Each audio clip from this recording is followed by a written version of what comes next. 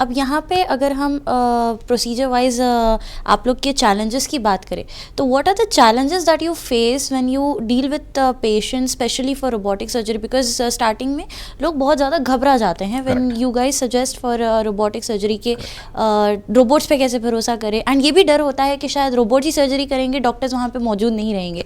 So what would you say about those challenges? तो इससे पहले हम ये बताएंगे कि रोबोटिक सर्जरी होती क्या है, इससे चालू करेंगे. तो रोबोटिक सर्जरी जैसे लोग मानते हैं या लोगों ने फिल्में में देखा या जो सोचते हैं कि रोबो सर्जरी नहीं करता है. रोबो इज़ अ स्लेव, मतलब रोबो हमारा कमांड्स लेता है और हम ऑपरेटर हैं यहाँ पे. तो ऑपरेशन थिएटर में टेबल पे रोबो का एक डॉकिंग मशीन होता है और उसी डॉकिंग मशीन को कमांड करके कंट्रोल करने वाला मशीन जो है उसे हम कहते हैं रोबोटिक कंसोल. वो कंसोल भी ऑपरेशन थिएटर में ही एक कोने में होता है और वो कंसोल में सर्जन बैठ के कमांड्स देते हैं. तो जैसे यहाँ से कमांड्स देते रहते हैं, रोबो वहाँ पे बॉडी में जो भी हम आर्म्स को डॉक करते हैं तो उसके ज़रिए पेशेंट का जो भी सर्जरी होता है हम सर्जन ही करता है, लेकिन रोबो के हेल्प से करता है. यहाँ रोबो अपने आप कुछ नहीं करता. रोबो इज़ अ स्लेव, वो सिर्फ एक सॉफ्टवेयर है और एक मशीन है. सर्जरी कहाँ करना है, क्या करना है, किस पार्ट को निकालना है, कहाँ पे सिलाई करनी है, कहाँ पे सक्शन करना है, कहाँ पे कुछ और करना है, ये सारे कमांड्स सर्जन ही करता है.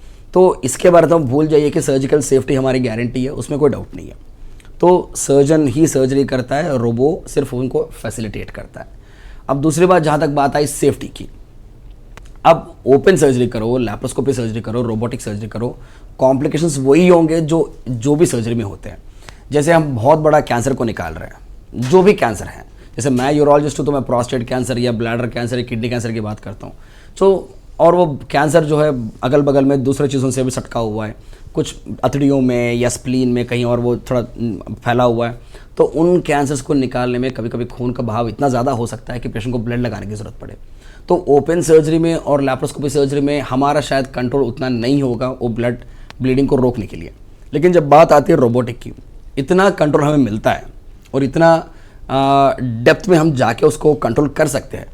और ऊपर से रोबो का जो कैमरा जो है वो कैमरा भी सर्जन कंट्रोल में रहता है. ये थोड़ा टेक्निकल चीज़ है. ये क्यों बता रहा हूँ, क्योंकि लैप्रोस्कोपिक सर्जरी में हमें विजन कोई और दिखाता है तब जाके सर्जन करता है. मतलब कैमरा जो भी है कोई और बंदा दिखाता है तब जाके हम सर्जरी करते हैं. लेकिन रोबो में सर्जन ही कैमरा कंट्रोल करता है और सारे इंस्ट्रूमेंट सर्जन कंट्रोल करते हैं. तो सब कुछ जो ऑपरेटिंग सर्जन है उनके कंट्रोल में होता है. इससे क्या होता है, जो ब्लीडिंग ओपन और लैप्रोस्कोपिक सर्जरी में हो सकता था वो इसमें शायद नहीं होगा, या अगर होगा तो भी बहुत कम होगा.